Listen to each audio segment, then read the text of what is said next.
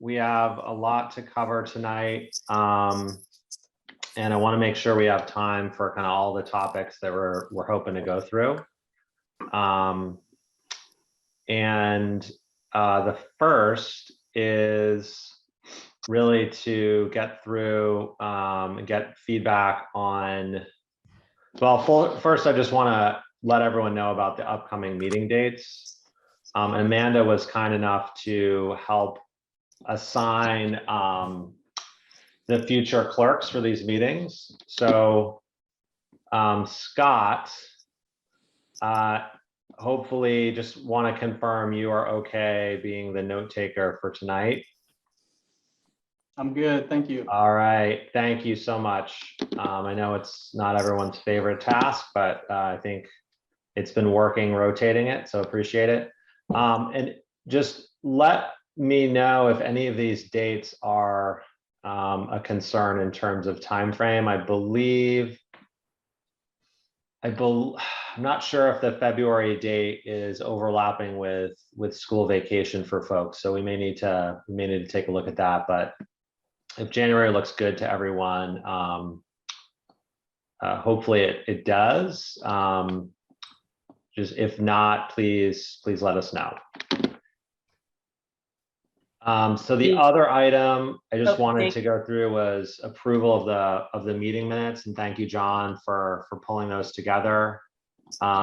Those were in the meeting packet. I think from my perspective, we're very comprehensive. It did a nice job of capturing the last conversation that we had in early November, but wanted to get any questions or feedback on those minutes. I thought they were fantastic. We went through so much, as we recall, in that meeting.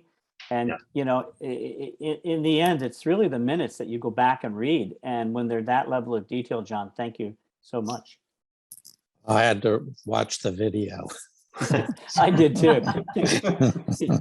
Yeah. That was a godsend when I had to do them. Being able to see the video and trying to make sure the threads were connecting was really helpful. Now, I guess one of the benefits of continuing to meet virtually is being able to have those videos for sure. Yes. Yeah. Okay. Unless I'm not hearing any other comments or feedback, I'd entertain a motion to vote to approve the minutes from November 3rd. I will approve the minutes.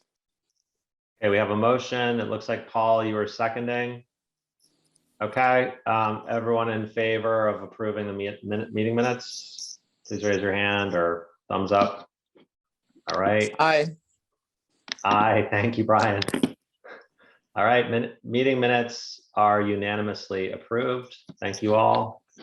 I am not seeing everyone, which is really annoying me. I'm not sure why.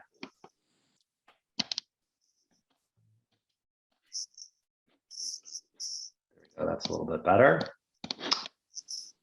Okay, so meeting minutes are approved. Let's jump into my update and then we'll hear from Amanda. I know Amanda has a lot of items on her list, but I also have a decent number as well. So the first thing I wanted to update you guys on was, and I don't know, are you seeing this Word document or are you just still seeing the agenda? Agenda. No, Agenda. Okay, I don't need to share this Word document. I think I just wanted to confirm what I was exactly sharing. Thank you. Transitioning between Teams and Zoom, sometimes I get confused by what each one is able to do and not able to do. Anyway, so I've been participating in, and Amanda has as well, with the Concord Heat's electric group, which I think Michael, you've participated in that in the past as well. Mhm. So it's a group that includes Jan from the light plant and focuses on efficiency, as I think you guys hopefully know. Several members of CSEC and Mothers Out Front. And this group has really been meeting to talk about kind of efficiency and electrification.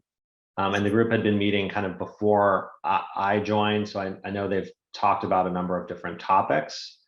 But I wanted to share a couple of updates that I think are really good news for this group.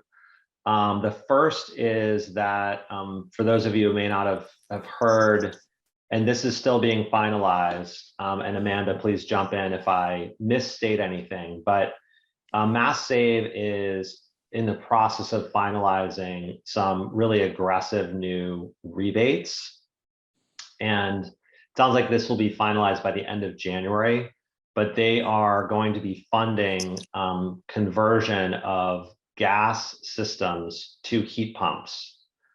And the rebates are, for what they've kind of initially proposed, are very significant. So for example, the initial draft rebates that have not gone through the state approval process are for $10,000 rebate for a full house air source heat pump, $15,000 for a full house full house heating ground source system, and then a little over $1,000 per ton if it's a partial heating kind of replacement or offset.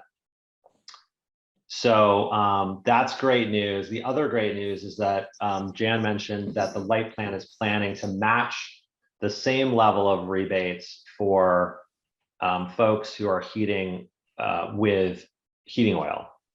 So, if those numbers hold true, that would be, another $10,000 or $15,000 or, for the partial rate. So really, really exciting news there. And we should know for sure where those end up again by the end of January.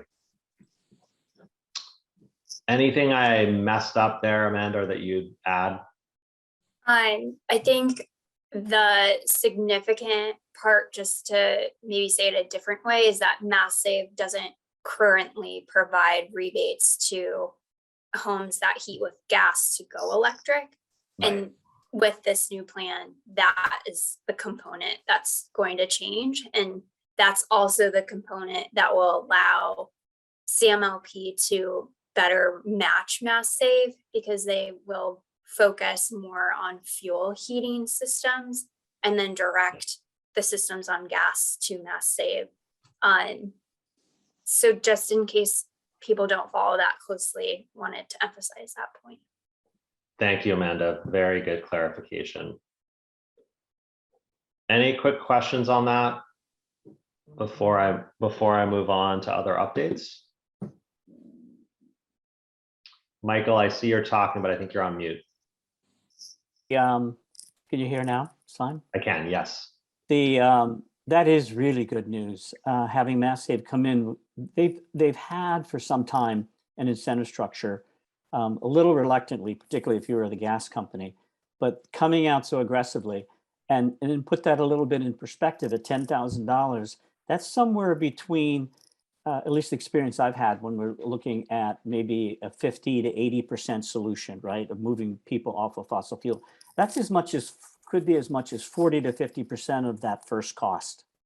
And while I think we all recognize that the first cost is not maybe the principal barrier, there are other ones, but that goes a long way to addressing that uncertainty that so many homeowners have about using the kind of money they have to when they don't really have a need, right? Remember, they don't have a need. We're trying to create that need. So we should see the participation rates, I'm hopeful, to parallel that incentive structure, because to be very perfectly honest, the participation rates up until now have been very small. So this is big news. One other thing to note is it's hard to know what's going to happen with the reconciliation legislation in Washington, but there are tax credits for homeowners who convert to air source heat pumps and that as well, at least in some versions of what might happen. No, that's a good point, Warren. I think that came up as well in our conversation, but I think, it's still hard to know where that's gonna come out, but Yeah. hopefully there will be additional incentives at the federal level to really make this kind of hopefully a slam dunk for folks who are kind of at the point of, trying to make a decision on what their next heating system is gonna be. And that kind of transitions into my next update, which is one of the other things that the group has talked about is just the importance of targeting kind of high priority homeowners. So those folks who are, heating, initially we're really talking about anyone heating with heating oil or propane. But now this kind of opens up these incentives, if they hold true, really open up people who have older gas systems and are, in the process of considering replacement. So one of the things that we talked about with Jan was, because of the gaps in the assessor's data around, the accuracy of what's in there around the different systems that people have in their homes, that we felt like a survey with some extensive outreach to try and get beyond the normal smaller group that would fill out those kinds of things out, could really help hopefully fill in some of these gaps and help with identifying those homeowners in town who are good candidates for additional outreach by, the heat pump coaches, by CSAC, or by other town staff. So that Jan is working on that survey, and I think is happy to share a draft with the broader kind of community of sustainability committees when that's ready. I think the goal is to deploy it sometime in January, February timeframe. But I think one of the other things we talked about was the benefit of maybe promoting these mass save rebate opportunities as, the big news, and then the hook to kind of get people to indicate, okay, well, do you need a new system? What kind of system do you have, et cetera. So we talked a bit about tactics as well. And so I think there's more discussion that needs to happen there, but really recognize we're going to need to use a bunch of different tactics, and Mothers Out Front and CSAC have both kind of offered to really help get the word out and try and get, a bunch of homeowners to help the light plan essentially focus and target so that they're most efficient with their time and getting in front of homeowners before they make that decision to replace a fossil fuel system. So I think that's a good news as well, and wanted to share that. Feel free just to kind of raise your virtual hand if you have any questions, but I'm going to keep going in the interest of time. We had a good meeting. I don't know, everything's blurring together these days, but Amanda, myself, Jerry, Franco from CSAC, and Kate Hodges met with David Wood of the Light Plant several weeks ago. And one of the topics of that conversation was kind of confirming the plan for solar for the middle school, because there's been a lot of questions around that. And he communicated that, assuming that the middle school project is approved at the special town meeting event that's in January, that, folks who are supportive should go to and vote, or either way, go and vote. He indicated that if the project is supported, that they're going to start the process of, really evaluating and digging into how they can build out a solar, a PV system at the school, including storage. He shared that, it's been pretty clearly stated from the town manager in various parts of the community that it's an important focus. I think he's interested in it. So I was encouraged by everything that he said at that during that conversation.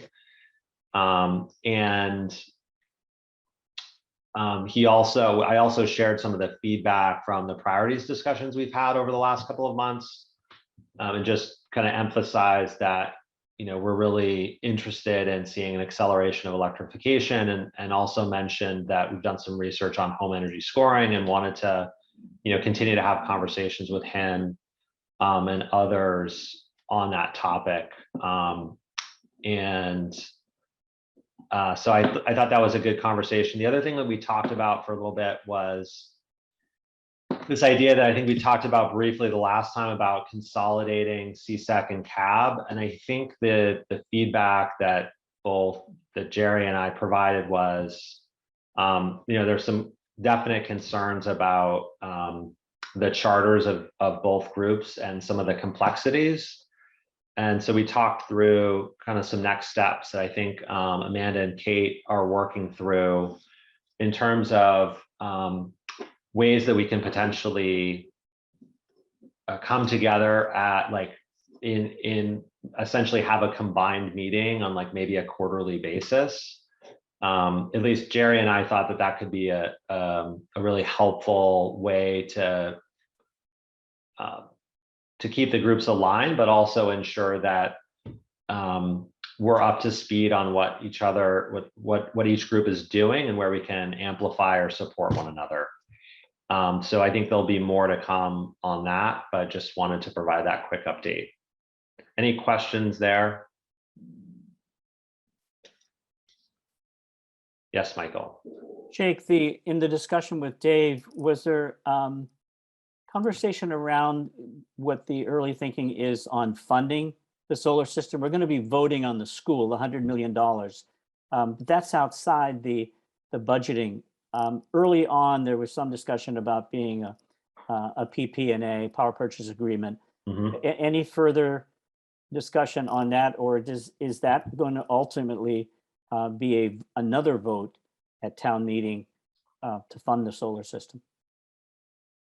The sense that and Amanda, please jump in on this one, because I don't know if we got a clear answer on that. I don't think there is a set strategy that they've kind of decided, or a path that they've decided they're going to go down.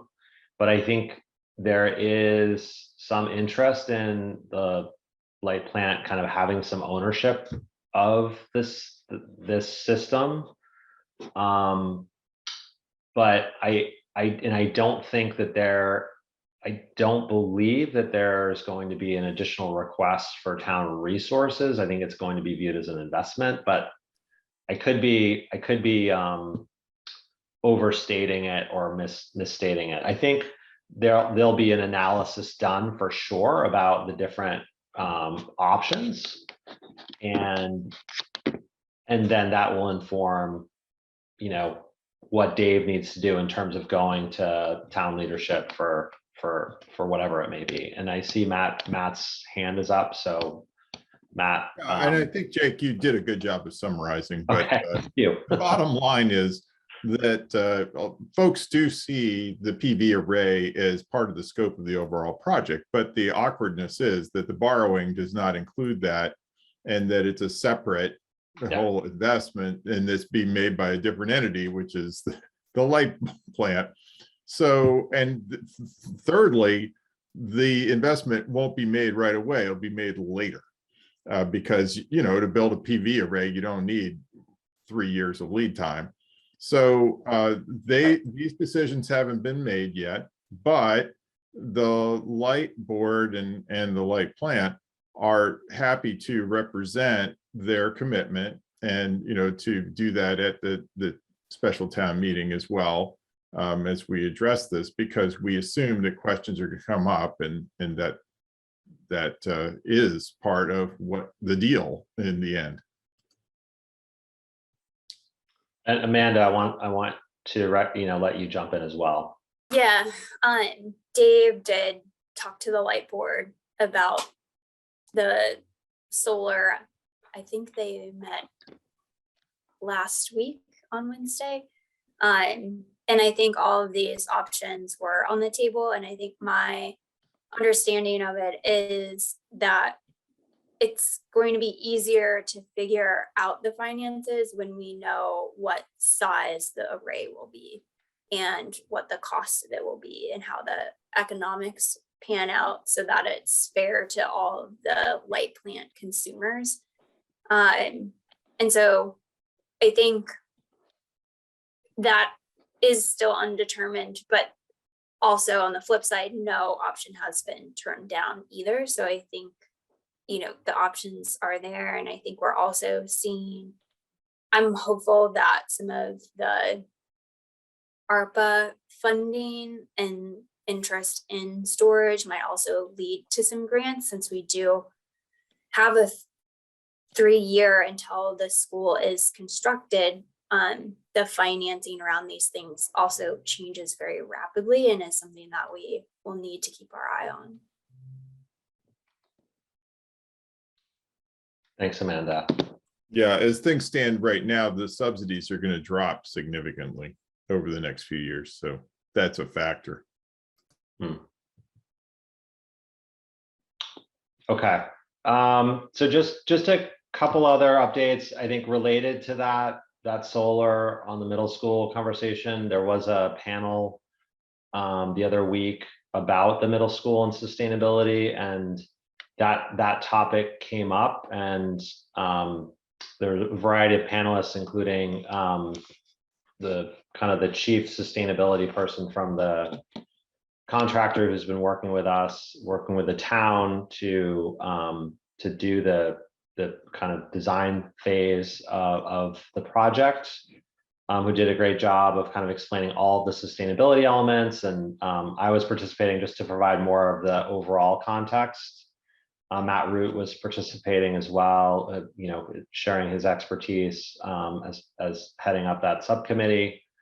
So I think it was a good conversation, but the solar kind of question came up. But I think overall, the folks that were on the call felt pretty comfortable with how the town was approaching it, and I think understood that there's that's not part of the funding. And so I think overall it was good. I think there also, though, were the usual suspects. So I'm not sure how many folks who are kind of brand new to learning about the sustainability plans for the middle school, but the recording's out there. So I think that's good. Another quick update on the Thoreau Depot Business District. For those who may not be following it, the planning board, and I'm not super close to it, but the planning board there's been a lot of work going into adjusting or proposing adjusted zoning for the area kind of around Crosby's and where kind of the Starbucks and that whole district is. And I think there's been some confusion around that, the rezoning and what that means. I think there's been some confusion and rumors around town that, Crosby's is going away and they're putting up these different buildings and it's being developed. And there was a forum last night that I wasn't able to attend. I don't know if anyone else did, but I was approached by Kristen Ferguson to see if I could attend. I wasn't able to, and CSEC was as well.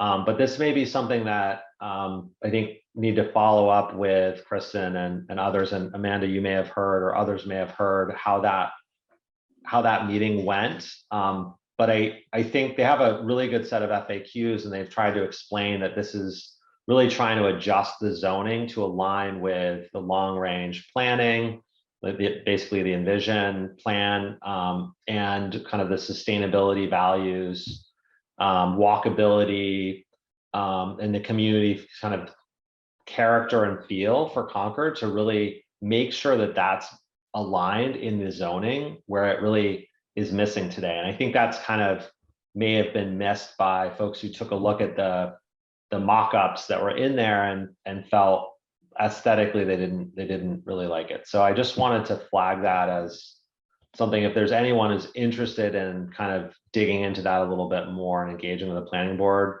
I'm sure they'd welcome kind of input or feedback or CAB staying abreast of the issue. And I see, Matt, your hand is up again, so wanna. Yeah, so I did attend at least the first part of that last night, and there were 70 people present in the room and about 300 on the Zoom. So Wow, it was a very heavily attended event. Lots and lots of neighborhood concern, as you had stated, and I think, I think some general misunderstanding in terms of that somehow, by being against this, it was going to stop development or something, and when in fact the goal is to have a better pattern of development. But I do think that the planning board would appreciate some support, because this is a more sustainable pattern of development than your typical subdivision or anything like that, right? And there's been certainly some debate on those fronts. There's other goals, of course, that are beyond sustainability here, but I did want to put that out there. okay, thanks for that additional context, Matt. And yeah, if anyone, Amanda, go ahead. I also attended. I thought the meeting went well. I think, and we can talk about this more when we talk about priorities, but I think just to preface that conversation, I think this is kind of an example where CAB could be additional capacity support to the planning board. In addition to the bylaw amendments, there are also design guidelines. And I think there's been ideas around, should there be sustainability guidelines, which would likely be encouragements in that document. And then I also know that sustainable elements have been discussed as incentives as an option. And so I think being a transit-oriented development, the smart growth is all sustainability principles, but there are other elements in there that I don't know if the planning board has all of the capacity they need to cover housing, transportation, sustainability, historic preservation, and all those things. And if it was of CAB's interest, there could be potential to approach the planning board to see if that type of support would be helpful. And again, that ties to our priorities discussion. So I might be getting ahead of myself here, but just wanted to connect those two things. Thanks, Amanda. All right, I see hands up from Courtney, then Michael, then John. So Courtney, I love your hat. Jump on in. So I will confess, I did not read through the whole document, but I will say, and we've been having some conversations related to this particular issue in my house. So I guess you can guess, since my kids are yet too young to care, you can guess who's having that conversation. But and I guess I'm just wondering, like, on the surface, it seemed to me like a positive thing. There's one, I think, flag for me. I wondered how it was being considered. And again, this just might be my limited knowledge of planning and how that works. But I felt like issues around parking and transportation and sustainable transportation maybe were a weakness. But maybe it's in there and I just, miss it. And we don't have to discuss the merits of that today. But I did feel like obviously they're having some difficulty with the messaging, or maybe not difficulty, but it seemed like it's, a lot of people are confused about potentially what the, benefits are. And so maybe that's an area that, we can be of help on, because it just seems like the messages I've seen flying around all over town are mixed, varied, and, not for the positive, I would suggest. So anyway. Thanks, Courtney. Michael? I think building on that, it seems that we could understand why this concerns, excuse me, it concerns a good number of people because it's complicated, really complicated. I thought the planning board did a superb job of soliciting from the citizenry, not just their personal sort of feelings about the development, but to help them very specifically to address the different elements that they presented to everyone, with the understanding that there is nothing cemented. That as they learned more, and a good example that came out from that session was a recommendation, and this is where CAB I think might be appropriate to get engaged in, to set up a design review team that would be composed of, architects, engineers, citizens, leadership, so that the feeling of a lot of voices, but voices that are focused, on the exercise that they really have to bring forward. So might be something as this gets a little more credence. And the chair did say that he felt it's a great idea, that we really ought to do that. And apparently through many of our communities in similar situations, they have design review teams composed of the citizenry with different expertise and skills. So it might be a good opportunity for us to come in. And I was personally thinking around the lines of there was perhaps a less deep message around sustainability and standards for new construction. And it might be a good opportunity to elevate that. Mhm. Thanks, Michael. Good additional insights and feedback. And I know, John, you've got your hand raised, so jump on in. Yeah, well, one thing I was wondering about the timing, I'll admit I haven't been following this very well, but I assume the rezoning's being proposed for the upcoming town meeting. Is that right? I'm not sure. Not for special town meeting that's coming in January, but for the town meeting in May. Right. And that depends upon, the results of the forum, whether they decide to move forward this year or maybe give it more time. Who knows? Yeah. So I was wondering about that because I think it's worth thinking about trying to push for a high level of sustainability. So, one way to look at it is, of course, transit-oriented development is going to be better than not transit-oriented development. But even if, say, it's a very high level of performance, but it's not zero, it's going to be new development, new vehicle trips that are going to add to our carbon footprint. So it's not going to be helping us meet our goals in some ways. But I think it's, and it makes sense for them to do this project as close to net zero as they can, because if we're going to be moving toward a world of electrification and renewable energy and high efficiency, then whatever they leave on the table, they're going to have to retrofit later. So it's going to add cost to the project. And I think that was the essence of Amanda's suggestion about the guidelines, because unfortunately for sustainability, the planning board can offer incentives, but they can't build it into the zoning. There's a conflict with state law and the building code. So, well, I think it depends. So some community, so if you're trying to set high energy standards and zoning, there is a conflict with the state preemption. But some communities are taking the approach of establishing emission standards on zoning, which is not really regulated by the state. So I'm sure lawyers will argue about that, but I think it's something to consider. And there's also the state under the new climate roadmap law is supposed to come out with net zero standards for new development in the spring. yeah, then at that point we could adopt them. Yeah.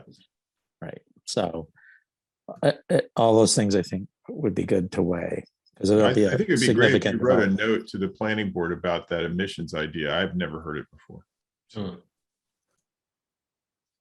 Yeah, I Sure. mean, I would agree. I think any insights we have from other communities where we can, the planning board could help shape this, or that we could, provide suggestions that may help them to think differently about how to shape that development in a way that, again, supports the sustainability outcomes we're looking for, and also aligns with what the community is looking for. I think that's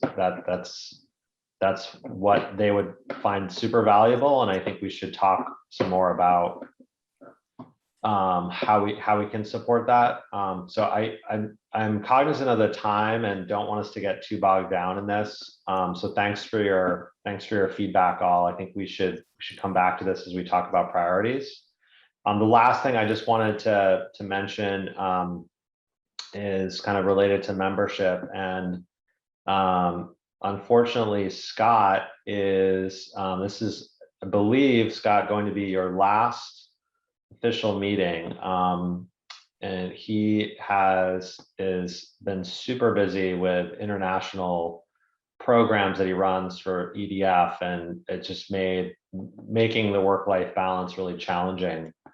But I'll let you jump in and share any thoughts. And no, we did not purposely assign you as the note taker because this was your last meeting.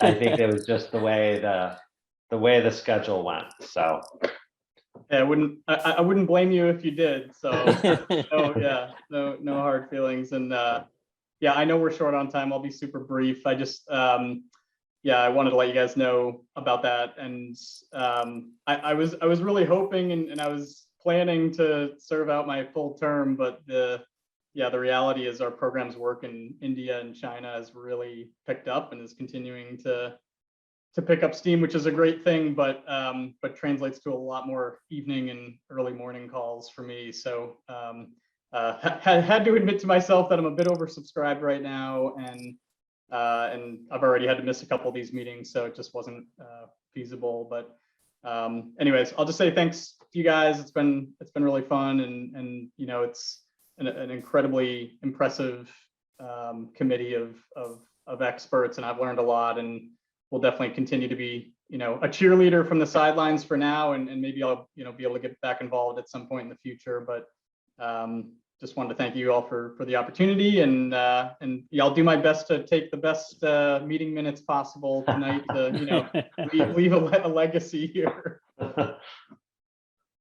well, thanks, Scott, so much for your service, your input, and your ideas. And of course, you should chime in as much as you can, as much as you want to today as well. You're still part of CAT, so we welcome your input for the rest of the meeting. And so I think just building on that, one of the things that I talked with Amanda about, and we'll transition after her update to talking about kind of on the agenda, the transition of chair. But I think in addition to that, there's definitely a need to make sure that we have sufficient members. And so I was going to provide, as the outgoing chair, some input on that, because typically that is coordinated by the chair and the sustainability director, and then approved by town manager and the select board. But I really felt like it made sense for the new incoming chair to kind of be the real owner of that, since I'm transitioning out. But I think just for everyone, if you have colleagues or others who are friends in town who you feel would be good candidates and haven't completed a green card process, please encourage them. I know, Scott, you mentioned someone that you knew that might be a good candidate. So feel free to just send their information along or encourage them to submit that form so that we can kind of review it and kind of move on to the evaluation process. So with that, I'm finally going to hand this over to Amanda to go through her update. I know she has a bunch to go through. So Amanda, off to you. Yeah, thanks, Jake. I'm not gonna go through everything that I put on the director's update, unless folks have specific questions about one thing or the other. They are things that I think we either talked about last time or you probably knew were ongoing from when Kate Hanley was here. And I thought this would just be a nice format to keep folks up to date on how certain projects are going, like the municipal fleet electrification study. That's going to be ongoing for a few more months. So I can put the updates into this monthly update as that progresses, and then keep folks apprised of that. And I've kind of broken it into different sections of projects, highlights from other departments, grants and technical assistance that's on the horizon, state legislation to track, and then events and engagement. And some of this stuff is going to be on the monthly update I could see every month. And so I'll try to mark which ones are new or which ones feel like they deserve a little bit more extra attention, maybe because they're timely or other things.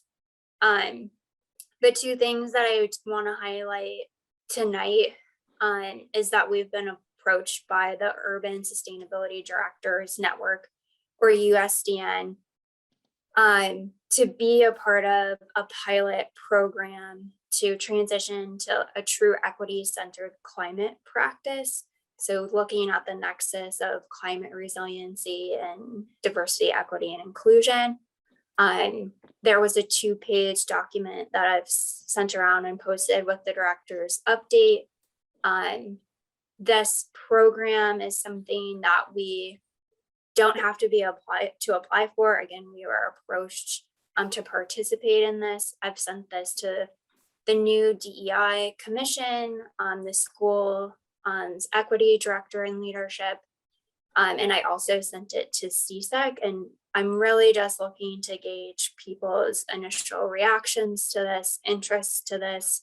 The initial first step would be indicating to USDN that we are interested in this and participating as a community. And then we would work through, there's like a 3-step process in that 2-pager I sent that would include identifying a community-based organization, a project, and then implementing that over a 2-year period. I also would like to say that the initial reactions from multiple different stakeholders so far has been why Concord? And when I asked USDN this question, they are really looking for a sampling of different types of New England communities, and Concord as a more suburban, wealthier community in the Commonwealth would be one type of community that could be then a model for other communities in the Commonwealth. And then they've tried to diversify other communities that they've asked to help or to be a part of this project. So with that, I'll just pause to see if CAB has any reactions to that. And if you haven't had time to look at the 2-page document, I understand that, and you can just email me if you can, hopefully within the next week, so I can kind of get a sense of where we stand, so I can get back to USDN on our interests as a community.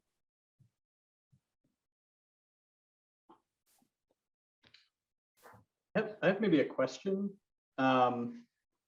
Sorry, Jake, I didn't find my hand raised. No, it's okay. Go ahead, Scott. And then I think Warren wanted to chime in as well. Oh, apologies, Warren, if I No, jumped go. My question is about the, it sounded like the first or second step there was to identify a local community group. I guess I'm wondering, like, what is local? Like, does this need to be a group in the town of Concord, or could that partnership exist kind of outside the boundary of Concord? Yeah, when I initially spoke with USDN about this opportunity, I recognized that we had no state designated environmental justice communities, and that a more regional approach could be also an interesting model, but would also increase the benefit to other communities. And they seemed open to that. So I wouldn't say that it necessarily had to be an organization within the Concord boundary. So if it was a regional group, I think that would work. I would think that it would be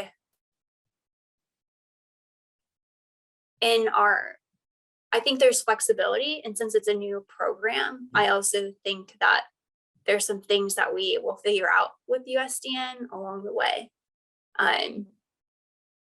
So I hope that answers your question. I think, yes, it doesn't have to be a Concord specific organization, but it certainly could be. Warren? Yeah, I had two comments. One is to just say USDN is a really good organization.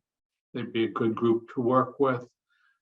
The other thing is it seems slightly embarrassing for us to participate in this, in part because even within the realm of suburban wealthier communities, we hardly have the largest population of people of color.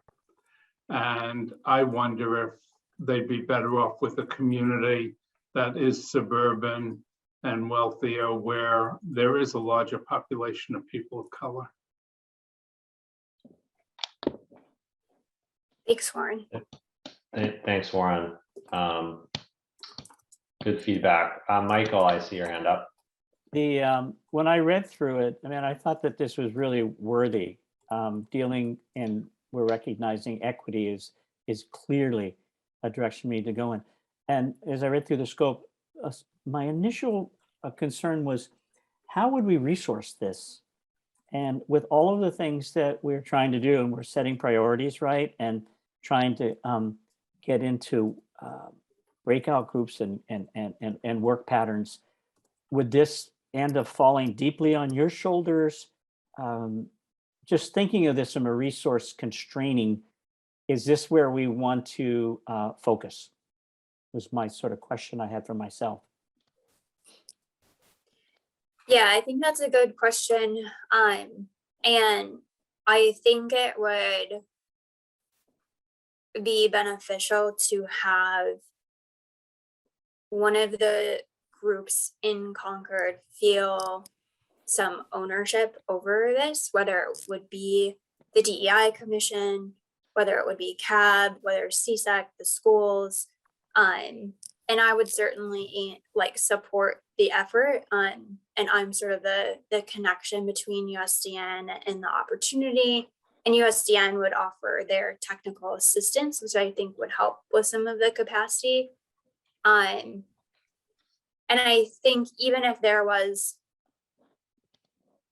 the DEI Commission, for example, said, I would like to run with this, having CAB's expertise as that other nexus, if they're covering the DEI angle of the nexus, would be beneficial. So I think even if CAB was interested in being the lead, I would hope that other support from community groups would come into play, and vice versa, that if DEI decided to take this on, that CAB could be a support as well.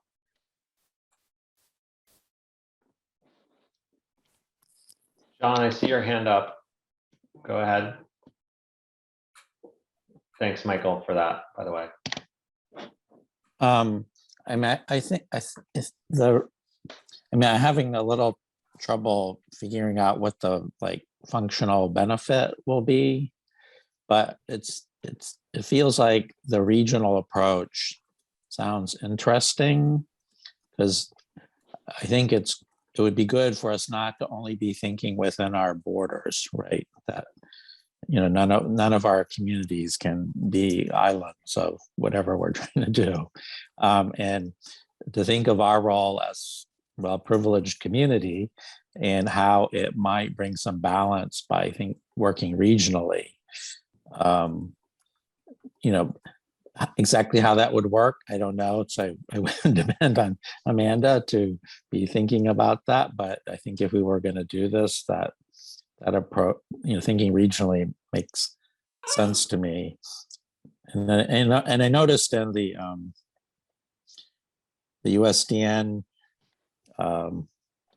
description of this that they also want communities to think about historic injustices, and it made me think of the Washington Post story that came out a couple weeks ago about Brister and the Black families that lived in Walden Woods, in the 1700s and early 1800s. And so I think there's a lot of history here that we don't always know about. If we can bring more of that forward, which I think there are people in town who are trying to do, that would be a useful thing to do as well. Thanks, John. Yeah, I think just what I keep thinking about is just prioritization and where does this fit, and how much effort will it be, and is it a good fit, and at what level would we engage? So I think maybe it's something we can think about as we talk through the priorities as well. But welcome to other input from you, Amanda, as we explore this. It sounds like the time frame is pretty tight in terms of getting feedback to USDN. So do you want folks to email you any additional thoughts via email individually? Yeah, that would be fine. I think I'm aiming to give them a nod of commitment or a no thank you by the end of the month. And I think there's probably some slight wiggle room in that. But certainly if you have more questions, and I think Paul, you might have your hand raised as well. Yeah, I did have a comment. As we all know, Concord, before the Europeans were here, were inhabited by, Native American tribes. I think it may have been the Wampanoag, I'm not sure. And based on my experience in working with the Massachusetts tribe in Boston, they're, they hold a lot of areas to be sacred, a lot of land areas to be sacred. And if we're thinking about adaptation practices, I think we want to be careful that we respect, some of their sacred areas. And I don't know if it fits into this or not, but it's something that should be a consideration when we think about adaptation. That's a good point, Paul. Thank you. Yeah, absolutely. Okay, so I think, Amanda, any other updates that you wanted to cover? Yeah, the last one is also a time sensitive one. And this one is probably more time sensitive than the other one. I just got linked to the North Central Climate Change Collaborative, or NC4. They had sent around a petition that I sent to the group to support the Green Futures Act, which establishes a green infrastructure fund. They were looking for feedback for a meeting that they're actually having tonight. So I imagine that a different version will come to us again that will be at the time and point that we would need to decide to sign that. And I think it's important that we know from our sustainability community that this is something that we support. This is something we would want to be a part of. And so I just wanted people to be aware of that opportunity. And again, happy to receive emails regarding this and support, or if you had things that you felt should be included in the letter, I can always double check that the second version has that inclusion in it, or see if I can still send in some feedback. And with the upcoming holidays, the timing is unclear to me. And so I'm probably being a little precautionary by asking for some of that feedback early.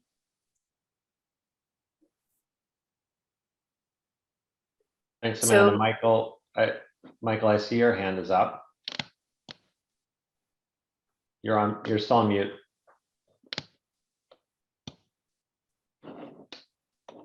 Very briefly, Amanda, do you know if this Green Futures Act, is this also part of what Senator Barrett has been raising to try to establish a funding source to a statewide Massachusetts infrastructure bank?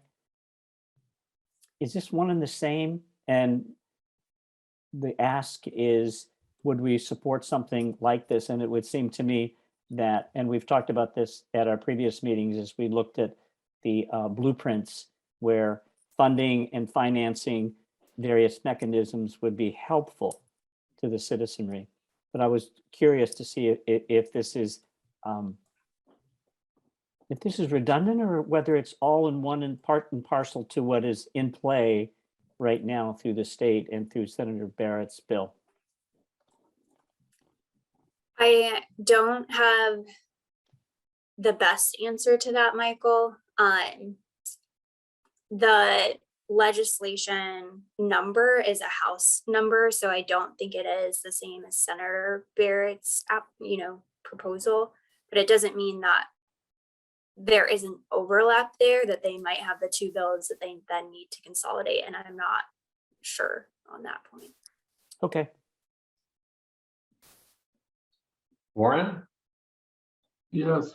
What and who is the North Central Climate Change Coalition?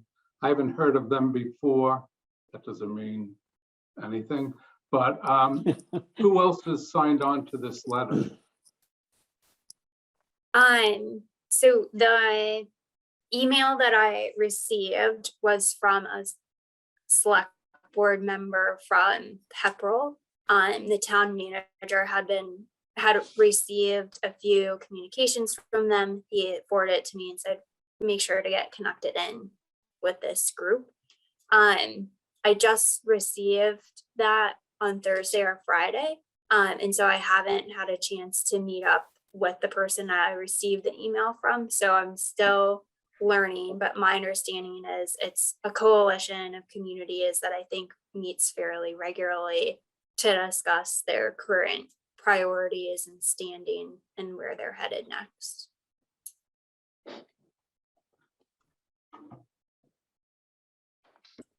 Okay, one more question, Courtney.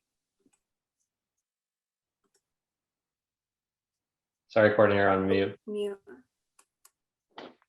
Still, I can't remember to turn it off. That's just a clarification, just a quick search looks like it's two separate bills, one in the House, one in the Senate, but similar. So maybe we should learn a bit more about what the particulars are of each of those. Yeah, I think at this point, my kind of recommendation would be, I don't think we know enough as a group to come to any sort of conclusion, but certainly I think individually we can provide some feedback to Amanda based on what any sort of insights we gain through taking a closer look at the proposed legislation. And I think at least that'll give her some initial thoughts and direction, and then we can see how that develops and determine if we want to take, additional action, like drafting a letter of signing on to the letter. At least that's my initial thinking. Does anyone disagree with that? I don't think we're ready to take an actual official vote on this, so.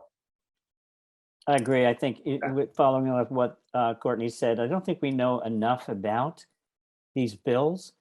Certainly, as a step, we would highly support the establishment of an infrastructure bank and help citizens. But I don't think we know enough, building on what Jake said, that maybe the exercise is to find more on who is this North Central organization.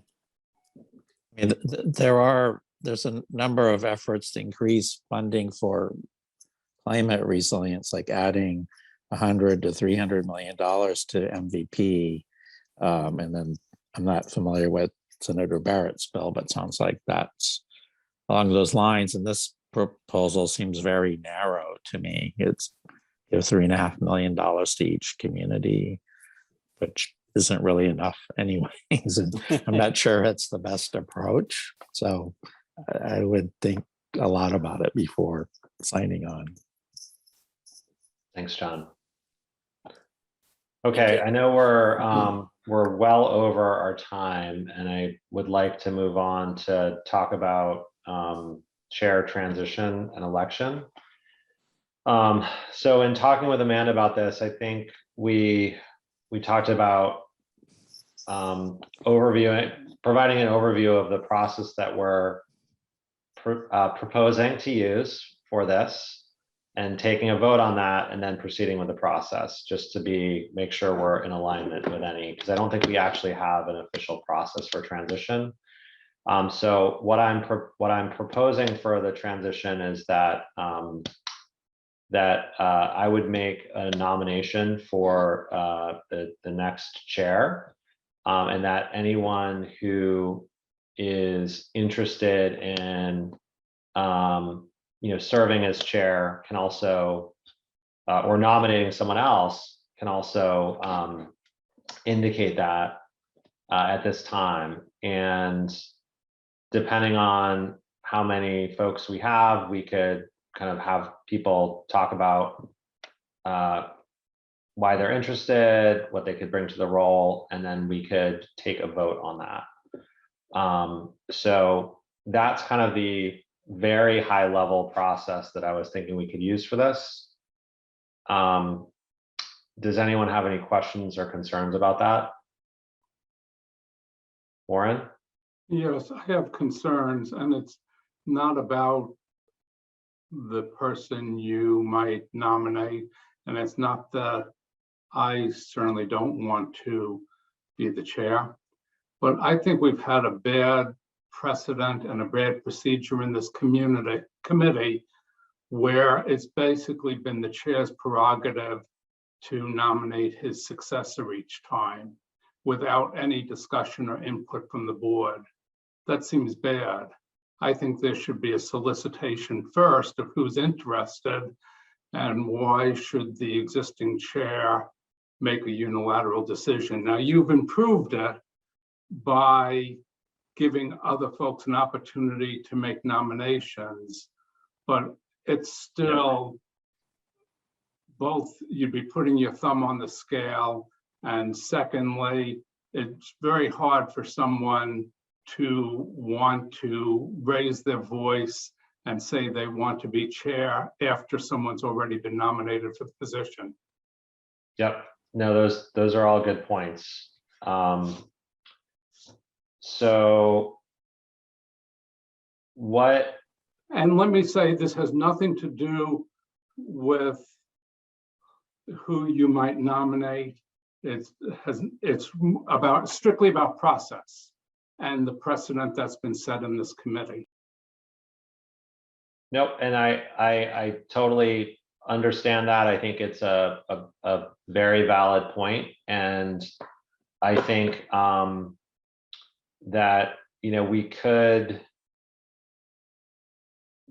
just look, I could just not say anything and not put forth a nomination. And we could have anyone who's interested in serving as the next chair kind of let the group know tonight. I think in the ideal world, there would be more advanced notification. We have more of this process ironed out, and it would be more open without kind of that nomination. And so I'm totally fine with trying to align with that. I think from my perspective, I'm hoping to transition kind of after this meeting. So I am a little bit concerned about this getting pushed off, another month or what have you. But at the same time, I don't want to, I certainly don't want to just, have anyone feel like they're discouraged from, raising their hand and kind of putting their hat in the ring. So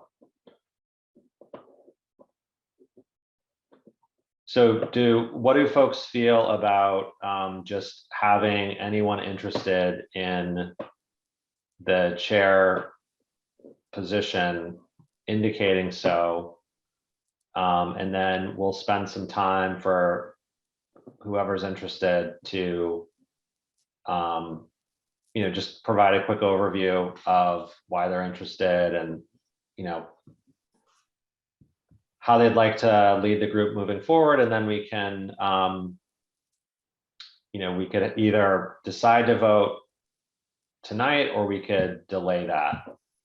Or is there any other process you'd suggest? Can I, Jake, unless I'm mistaken, so haven't you in a previous meeting already indicated who you were going to nominate for this position? I'm not sure if I did mention it. I may have. So And your so point. I wonder whether we should just go with the process you suggested, but change it for the future so that we have a different sort of process for then, because I think in a sense the cat's out of the bag. Fair enough. I'm okay with that. I don't know if there are other thoughts. John, you're raising your hand. Well, I think we're electing vice chair also, right? Yes, we can certainly nominate a vice chair as well. I know in the past there was, I think we'd struggled to identify someone to take that role, but yes, the vice chair position is also an option. No, well, my recollection is Courtney agreed to be vice chair, and we kind of assumed that meant she would be the next chair. Right. And so I think that's what's happening. But then I think it's a good practice to have a vice chair because Courtney's not going to make it to every meeting. But I'm comfortable with your process. I just wondered if we should include vice chair. I suspect no one's going to be wanting to compete with Courtney for the chair spot, but I could be wrong. Courtney, go ahead and jump in, please. I don't know if this makes sense or not. Because excuse me, don't want to limit anybody's interest. I hear what you're saying, Lauren. I think that, and I think I've only been through one chair transition, so I wasn't 100% sure how it worked, or how it did work in the past. But I like where you're coming from. I don't know if it makes sense. I know, Jake, you're hoping to step down soon, like as in tonight. But since I technically am the vice chair, I guess we could postpone the whole process till the next meeting, and I run it. But that might be, not a better process than what Jake is proposing. If that would give people time to think about it and consider, and more potential nominations to be raised.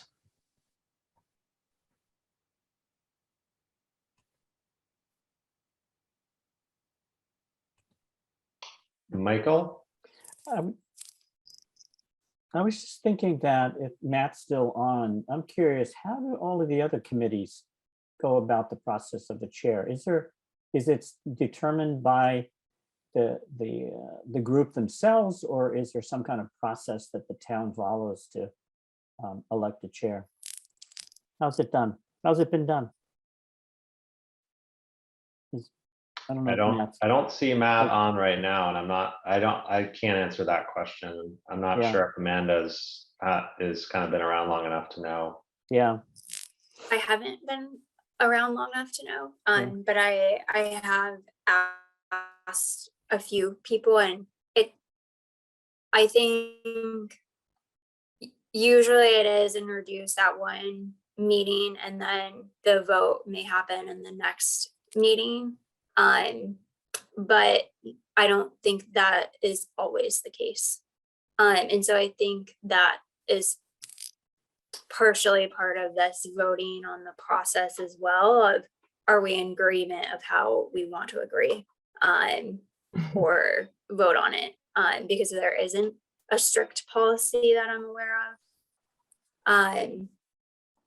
And so I think there's a little bit of free reign there. Okay, that may be a good way. My experience on the NRC, which was many years ago now, was we kind of rotated chair because no one really wanted to do it. And so, that's how that worked. Well, I would say my comment again was strictly about process. I'm happy to support Courtney for chair if no one else, especially if there's no one else putting themselves out. But I just think as a process in the future, before the chair makes a recommendation, they should first find out who's interested. Yeah, I think that makes sense. I agree. So should we vote? Should we vote on, should someone make a motion stating this is the process we'd like to use to elect a chair in the future, and we vote on that? And then talk through the nomination for this, or should we do it in reverse order? Maybe we do it in the reverse order. And then vote on the process that we would like to use going forward, given kind of where we are right now. Because I think we should make sure we state that we want, a different process moving forward, and I think it's important for us to vote on that. We don't necessarily need to agree on the exact process, but I think kind of making sure that there's an open nomination process, and there's a chance for people to throw their hat in the ring and kind of talk through their interests, and then the group can either vote that meeting or the next meeting, and there's not a nomination process. So if someone wants to make that motion and people are interested, I do see hands up. So let me, I don't know who was first, Courtney maybe, and then Michael. I'll throw a wrinkle in that on other committees that I sit on. We will often sort of elect or, through some process, decide to move the vice chair into the position, and then that vice chair then moves, it kind of just automatically transitions to the chair. And the benefit of that is two things. First, you have a vice chair support for the chair position in absences, in whatever eventual thing might happen, but also it gives the vice chair a period of sort of training and mentoring and understanding, what the chair position is about. Now, this isn't, maybe not as necessary in this committee, but since it is typically a 2-year appointment, I think it could work really well to sort of have that rotation. So rather than electing a chair and vice chair each time, we would simply be electing potentially a vice chair to then move through the process. So it's another way to think about it. Thanks, Courtney. Good input.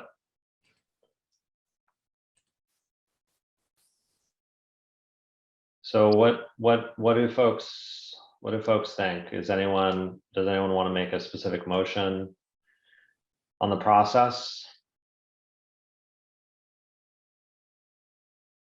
Yes. I was gonna say, I think we should just elect Courtney chair and ask for interest in serving as vice chair, but take that vote at the next meeting. And then make a motion on sort of setting up a process or protocol for how we elect officers in the future. Okay, that makes sense to me. Warren, what? Yeah. I agree with that. The one thing I would say, I do like the idea of having a vice chair that one assumes will become the next chair, but I don't think it should be automatic. In part because, in this case, it makes sense because Courtney hasn't been in that role so long. It's a short period of time. But if you have a 2-year term, you may find out after 2 years that you need a different sort of person in the position of chair than you thought you needed 2 years earlier when you voted on the vice chair. And you may find out that you end up thinking that the vice chair is an axe murderer or something, and you don't want them in the chair position. So I wouldn't make it automatic. Yeah, axe murder is actually one of the groups that we have to include in our multi-stakeholder process, unfortunately. So Yeah, but I know I've discriminate against that. derailed this enough. So, I'm very happy to vote on support Courtney for the position, and let's just vote on it. I may need to do some selective editing of my notes here, but I think I'm getting it. It's recorded, Scott. Yeah. Sorry, I should have remembered. Okay, so I guess I need someone to make a motion about what we just talked about so that we can see if we can get a second and proceed to a vote. I move we nominate Courtney to be chair of CAB. Thank you, John. Is anyone who'd like a second? Second. Okay. All right, so all in favor of nominating Courtney as the next chair of CAB, please raise your real or virtual hand. All right. Unanimous. Unanimous. Courtney. Although Courtney didn't vote for herself, so Weird. shame on Felt really Courtney. weird. You're not going to be a great politician if you No, are. no, That's polling place. it's not in my yourself. future. Okay, Excellent. Maybe where you. it ends, right I here. Excellent. do want to thank Warren for bringing that process question up. I 100% agree with it, and I'm glad that we had that conversation. Do we need to make a motion on that? So now we need, I think we need a motion on Process? the process that we're going to use for the vice chair, and how the next chair election, how we want the next chair election to go. Although if we're not ready to vote on that, I think that's okay to hold that in the next, we can discuss this in the next meeting as needed. But I think we're aligned that from what I've heard, people feel like we need to change the process. And so we need to make sure we vote on that at some point, either tonight or at the next meeting. So okay, go ahead, John. I move the chair call for nominations for vice chair, and that elections be held at the January meeting. Thank you, John. And I would second that. Okay, thank you, Michael. So there is a motion to solicit nominations for vice chair for CAB, and to hold a vote on nominees in the next meeting. Like to take a vote on that motion. So those in favor of the motion, please raise your hand or your virtual hand. Okay, all in favor. Motion is approved. So now we can take volunteers, anyone who'd like to serve as or would like to put their name out as interested in the vice chair position to be voted on in the next meeting.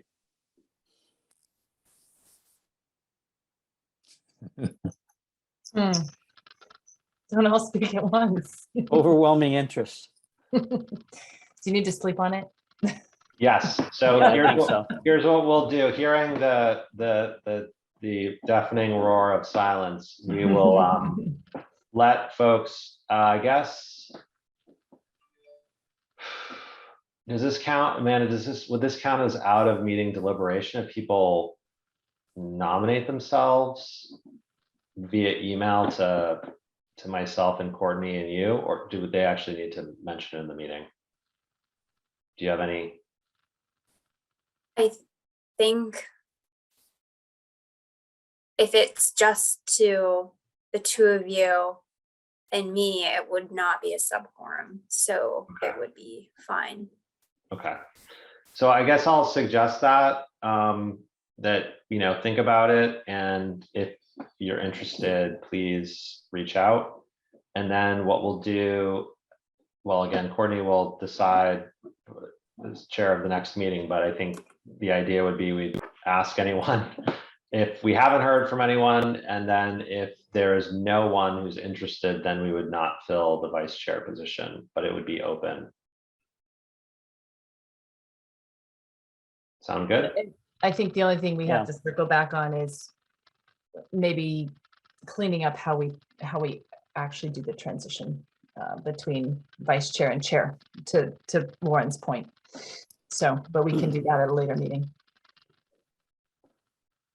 Yes, no, you're right. I think that Warren's point was that there shouldn't be any sort of automatic transition from vice chair to chair after a certain amount of time, but that the vice chair should, or there should be an open process essentially for the chair position. So I think in the interest of time, it would be great if we could, go ahead, Scott. Super quick. I just was wondering if does everyone know what the responsibilities of vice chair are? Because I'm realizing, I know I'm on my way out of this committee, but I'm realizing I actually don't know exactly what vice chair responsibilities are. So there might be others, and that might be helpful as people are considering this. I don't think we've defined that yet. But I think the primary role is to fill in for the chair if the chair is not able to attend or convene a specific meeting.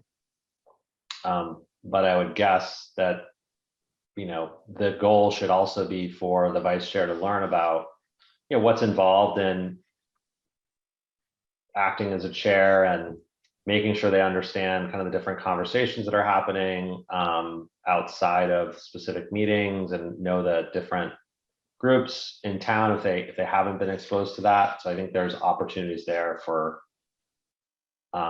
more exposure, I guess, to those different groups and different topics. But that might be something that we should define. Yeah, it could be an expanded role over what it has been, which has been almost non-existent. So, but that might actually be really beneficial to provide support. So, Okay. I have one more motion. I move. Thank you, John. You are leading the charge on motion. Yeah. I really appreciate it. In the tally tonight. I'm not sure we've ever gotten anything done without your support tonight. Go ahead. Yeah, really. No, I move we thank Jake for his service as chair, and especially for taking on additional duties when we had the gap in the sustainability director's position. Absolutely. Thank you, John. Thanks all. Second, Here, third, fourth. God, I thought you were sure to be running for vice chair. Sorry, I shouldn't be saying these things. Being recorded. Trying to make a joke. Okay, so I think what we will do is we will vote on the process next meeting. I think we should vote on the process for nominating chair. And what open to ideas on that from folks. And then we will also hopefully have a candidate or multiple candidates who come forward who are interested in vice chair position. I also realize we are low on numbers, so that doesn't help us. So I think that's another area that we will continue to work on to make sure we have the right number of members in CAB to support what we're trying to do. Okay, so we only have 15 minutes roughly left. Well, we have half an hour left total, but we need to leave some time for public comments.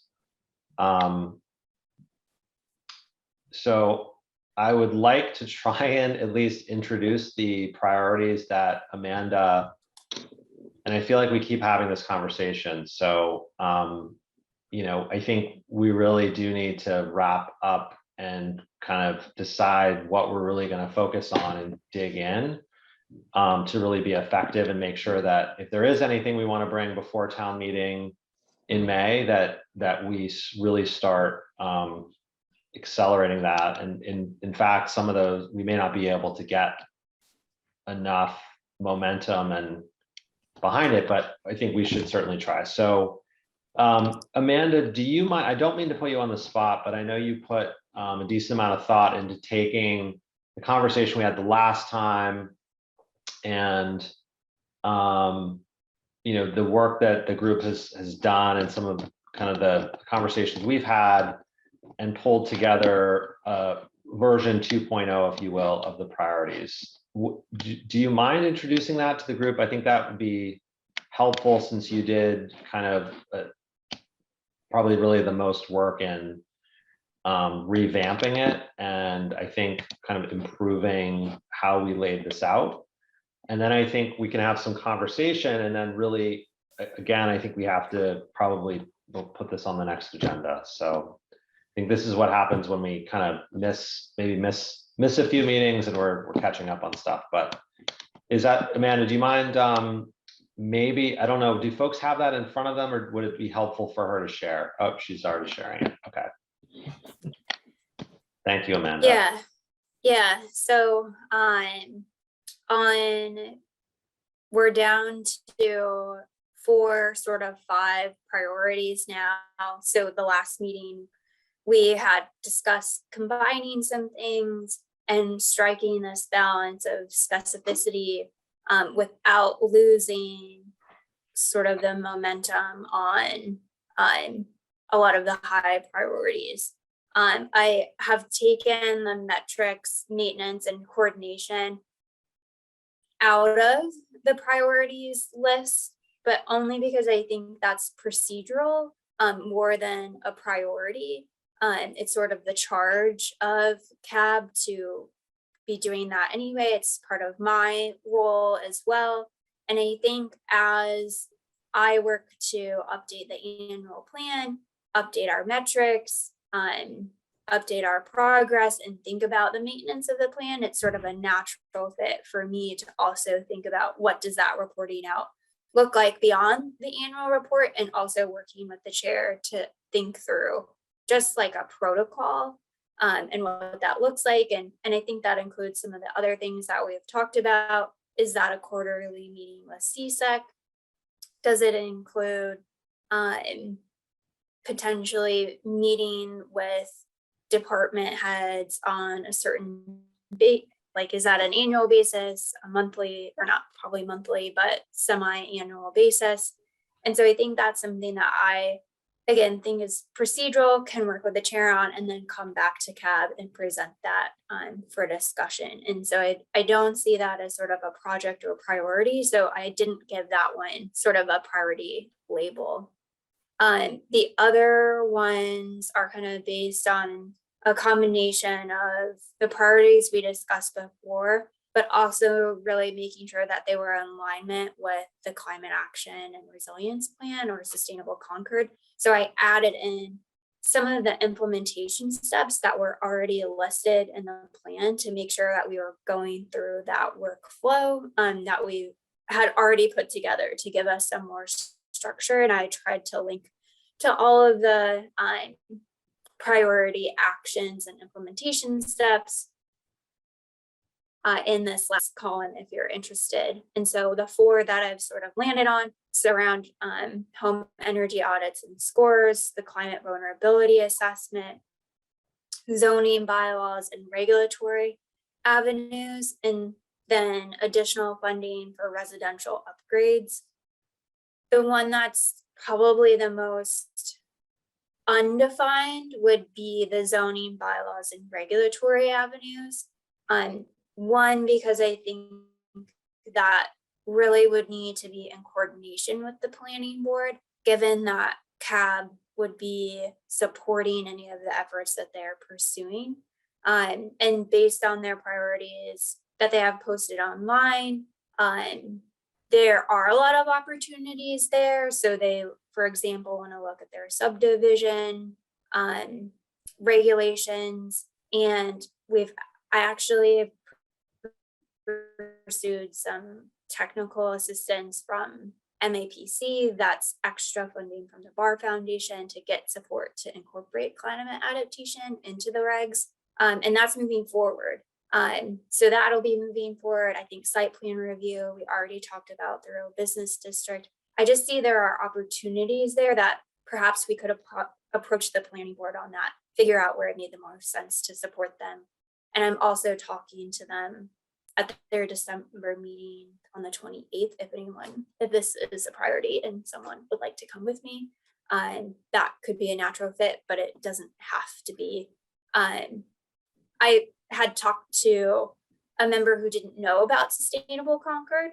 And so that's what I'm going to present on, is just to let them know, hey, this plan exists. There are things in it that are related to planning. Here's what they are. So there's no sort of pressure to pick that one, but that's where that is coming from. I'll also say that the additional funding for residential upgrades was refined, also based on conversations with CMLP. And I think it also came up at Concord Heats Electric that having a larger source to get loans, interest-free or low interest loans to help residents and commercial properties make improvements could be a real asset. So I think that's combining a lot of interest from a few places. The climate vulnerability assessment seemed of great interest. I think it's also timely because I think there's multiple funding sources we could go after at the moment that might be able to support this. And then energy scores.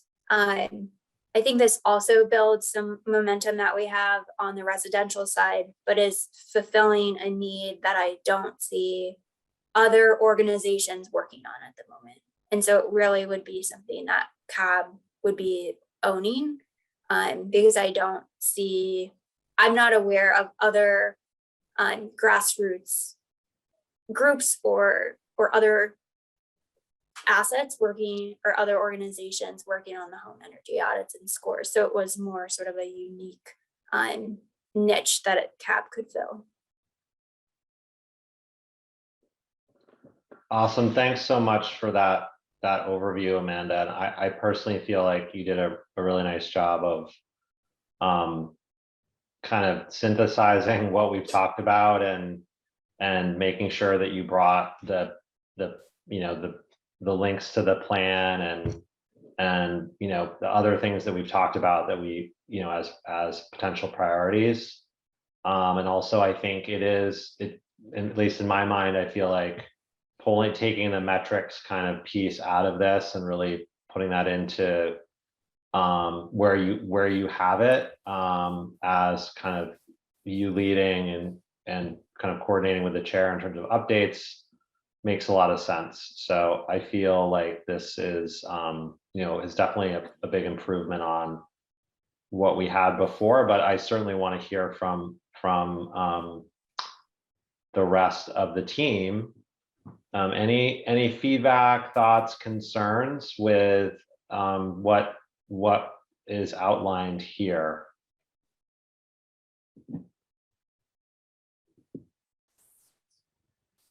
Go ahead, Michael. I thought this was really helpful because I went back and looked at, I was curious myself and went back and looked at the summary of our priorities, and you can see the threads for each one of these. The first one I spent a little bit more time with, and I think that, as it says here, develop maintenance, coordination, and tracking plan for the climate action. I think that is really, really good and essential. I added some language around where it says regular check-ins to give a little bit more specificity. For instance, regular check, I'll just provide the language very quickly, and we can see whether or not it's helpful or not. Regular check-ins with the CMLP, but follows to identify progress to date on goals and enablers for citizens to electrify their homes, and with other departments to identify progress as it relates to Article 51. So rather than leaving it, my thought here was rather than leaving that open as a check-in, I think creating some specificity about how that relationship with CMLP is actually going to feed back into actions that we have in the blueprints. And I think we want to try not to underestimate that effort with respect to the electrification part, which I think is a key component. And they are the organization that I think has the most influence with CAB, but putting it out there as an area of focus will, I think, be better than just checking in. That was the thought. Thanks, Michael. And thanks for capturing those notes, Amanda. Other thoughts? John? It seems like it would be helpful to specify some objectives. So like the home energy score priority to me is like one of the most concrete ones here, but it comes across as a study task. And it seems to me we should try to end up with a proposal to establish a program. And there could be with some of the other priorities, there could be, multiple objectives because it'll be a process to get to like something ultimate. But otherwise, it's not clear to me, what we're working toward.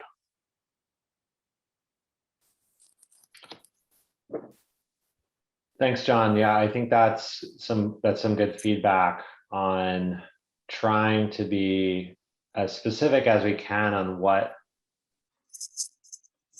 is the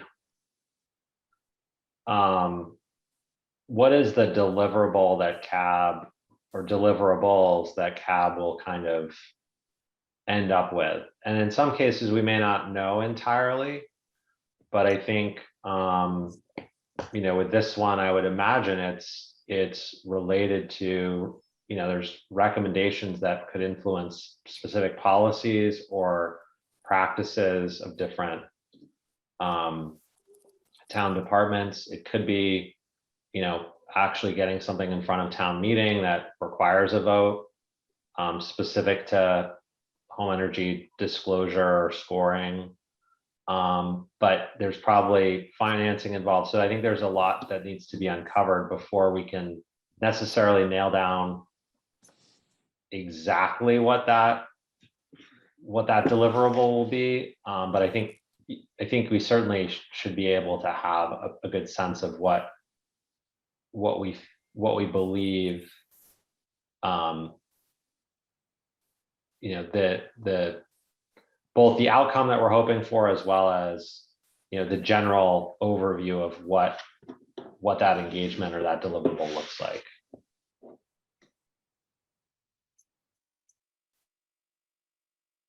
Courtney. So I don't disagree with anything that, has been shared so far.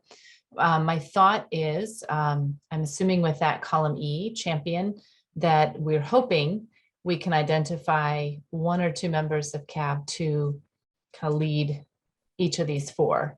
And hopefully we don't have everybody in one bucket and nobody in three others. But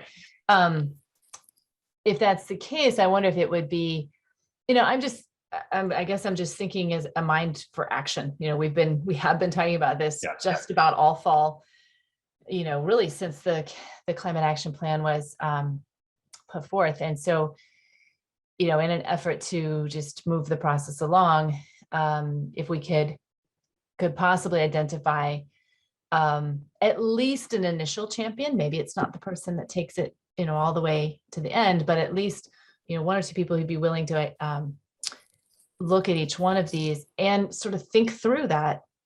What would that objective be? What would our kind of short-term and, or maybe there's a short-term, easy, low-hanging fruit and a longer, bigger objective to come back to the group with and say, hey, this is what we're thinking. Break it down and then, get some feedback and continue the process.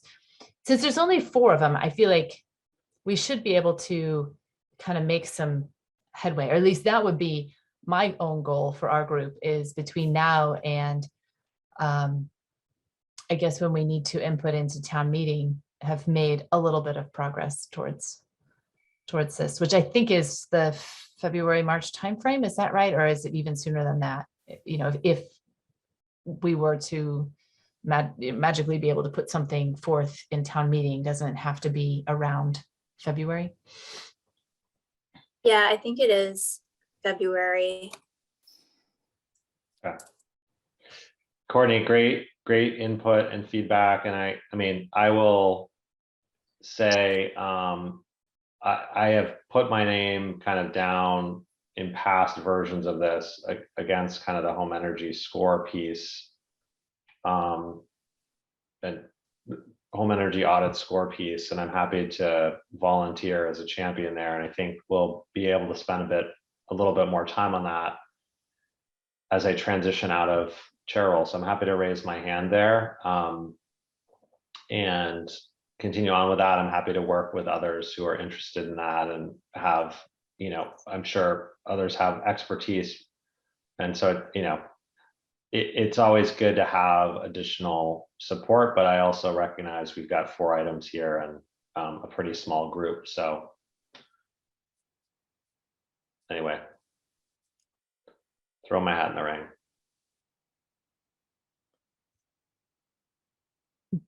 We all appreciate that, Jake. I'd be interested in working on the vulnerability assessment priority and to draft Paul to also work on it if he's willing. Yeah, glad to, yeah. Pleasure, John, to work with you and Amanda on this. I was going to put you both down, but I thought I should let you do it yourself. You're very diplomatic.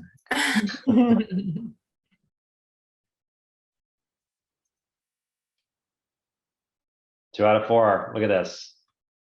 This is great. Got a few more minutes.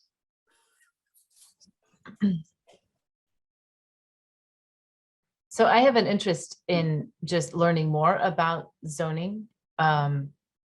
It might be possible. I'm not sure if I can join. You said it was a December 28th meeting, I think you mentioned. I don't know, given that I just, did that thing earlier where I accepted the nomination for the chair, whether that makes sense or not. So I'm going to hold that lightly, but as I admitted, I don't have a lot of knowledge in that area and I would like to gain more. So I'll put it there for now, but please don't let anyone else be hesitant about adding your name there, please. Please. You can put me down under incentive, but I hope I won't be the only one.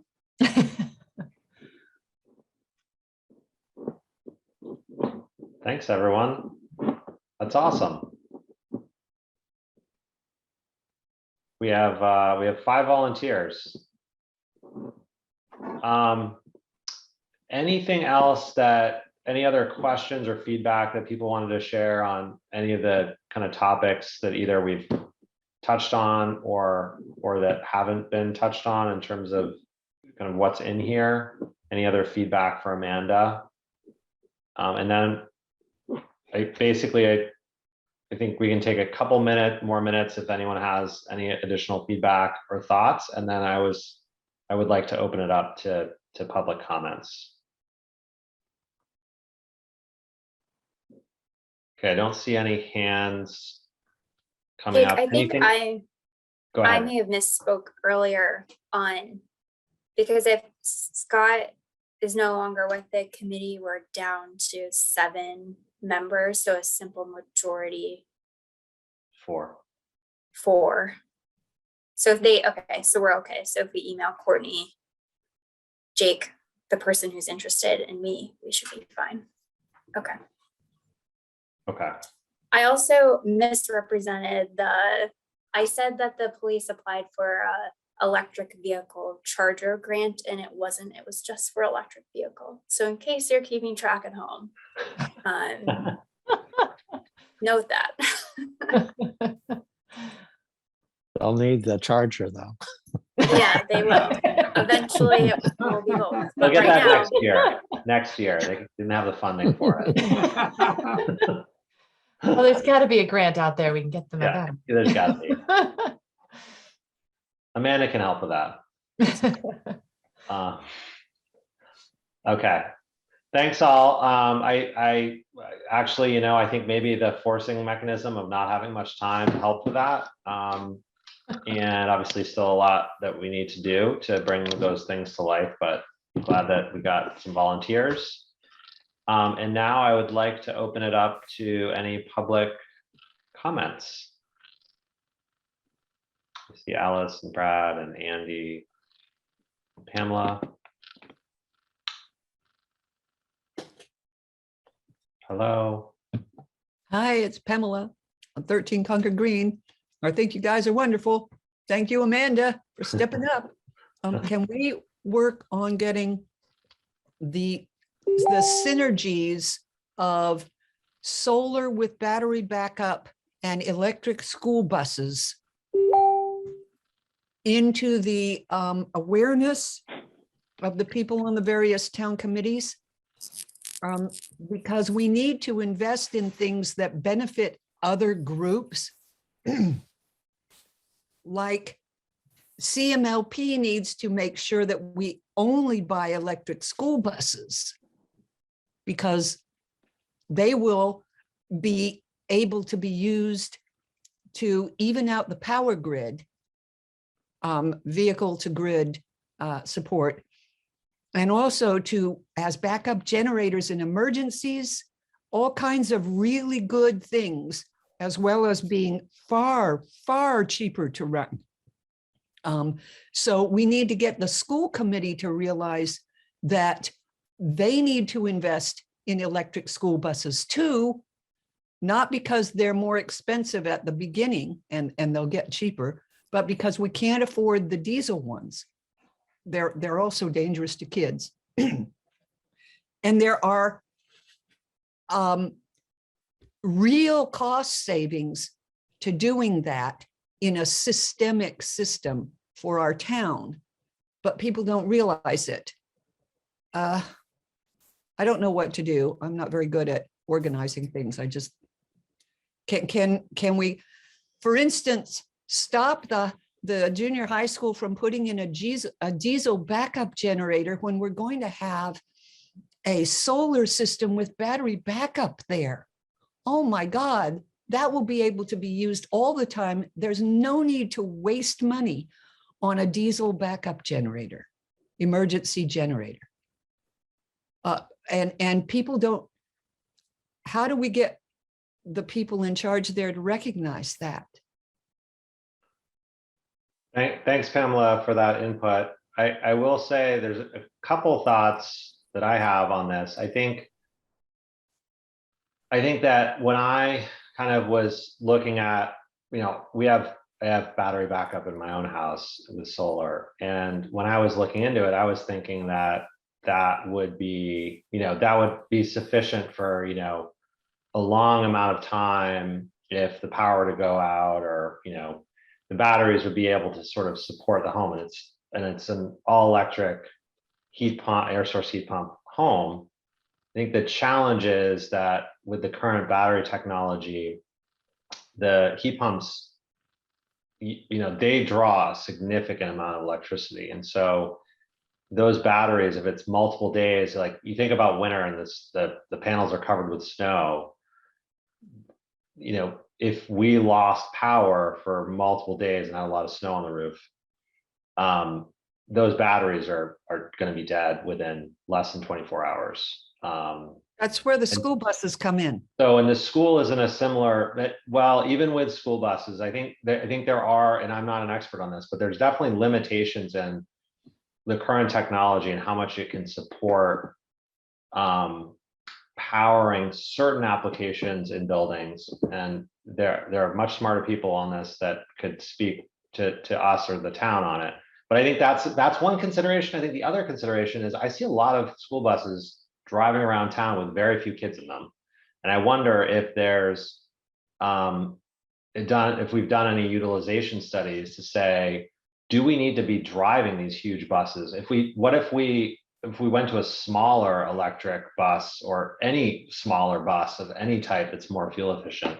Is that even feasible? I don't know, but it seems like there's still a ton of people who drive because of convenience or whatever else.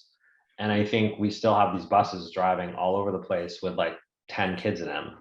And that's, Yes. again, my perception. I don't know. I haven't looked in any detail on it. I could be 100% wrong, but Did you know I that there's more students riding school buses every day during the school year than there are air travel seats in the entire country? I did not know that.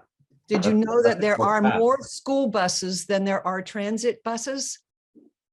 These are a really badly utilized system. I saw a wonderful video by a local father and son team, very interested in it, called The Magic School Bus on Now You Know. And he went through all of the current state of the systems and statistics like I just told you. I think it would be really worthwhile watching everybody on this committee, certainly, and everybody on the school committee, and me. I found it useful. I guess I should send you guys a letter or something with a link. You can send that link to me directly through the email address on the site, or I think you might have my email address. I don't know. I'm very I can disorganized. distribute it. Or Courtney, who's now, as of 3 minutes from now, taking over as chair.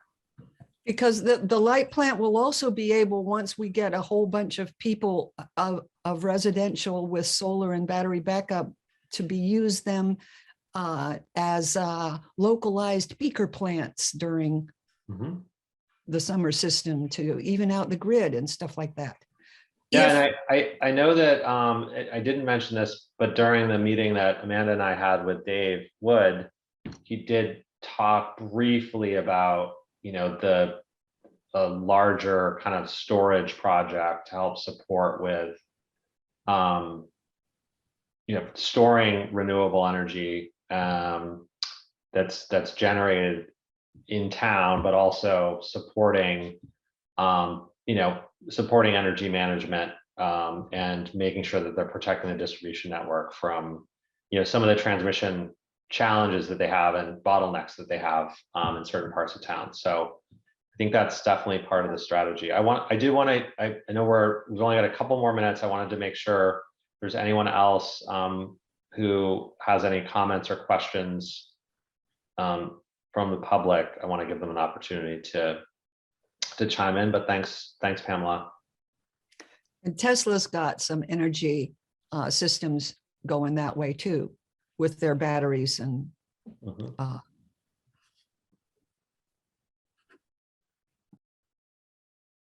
Okay, don't hear any other questions from the public.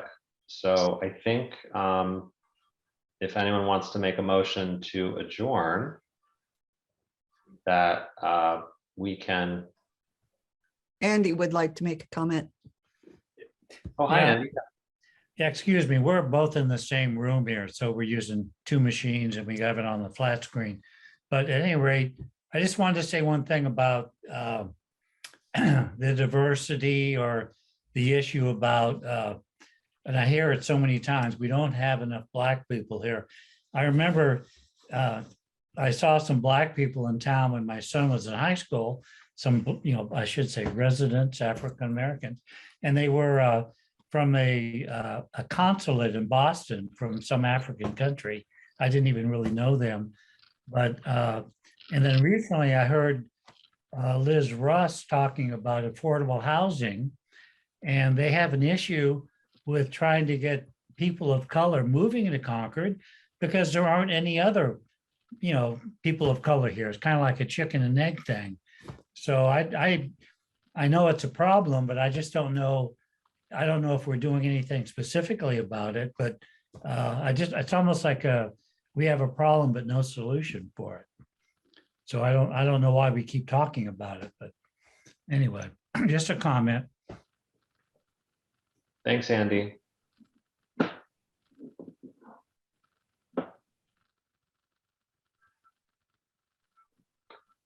Well, I do want to wish, hope everyone is having a happy holiday season, and wish you all the very best for the rest of the holidays and into the new year. I hope you all have fun plans and are going to be able to see family and friends. And that we'll see you in the new year, but I still need to officially take a vote to adjourn. So I move we adjourn. Thank you, Warren. Do I have a second? Thank you, Michael. All right. All in favor? Thank you, Scott, again. Thank you for taking notes. Thanks, everyone. And Thank you, Scott and Jake. keep in touch. Don't be a Yes. stranger. Absolutely. I know where you live. Actually, I don't know if I know where you live, but I can find you. Yeah. Yeah, it's a small town. Don't add that to the note. I certainly won't be a stranger, and yeah, I'll be offering. Come back whatever often. And send us that potential candidate, please. Yes, yep, I'll follow up on that. Awesome. Great. All right, guys. Happy holidays to everyone. Yeah. Happy holidays. Holidays. Happy holidays. Yeah, it is.